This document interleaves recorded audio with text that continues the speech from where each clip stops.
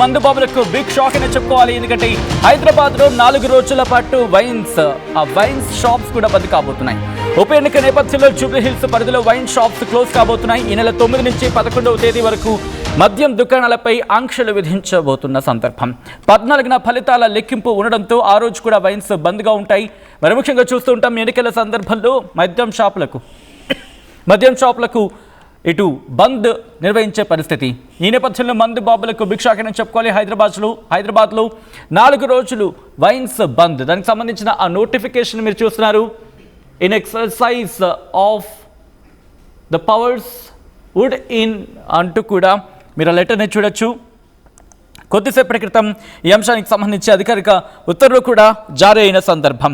ఈ నేపథ్యంలో 4 రోజుల పాటు ఈ ఆంక్షలు అమలులో ఉండబోతున్నాయి. జూబ్లీ హిల్స్ పరిధిలో వైన్స్ షాప్స్కి సంబంధించి జూబ్లీ హిల్స్ పరిధిలోని వైన్స్ షాప్స్కి ఈ లిమిటేషన్స్ ఇప్పుడు రాబోతున్న సందర్భం.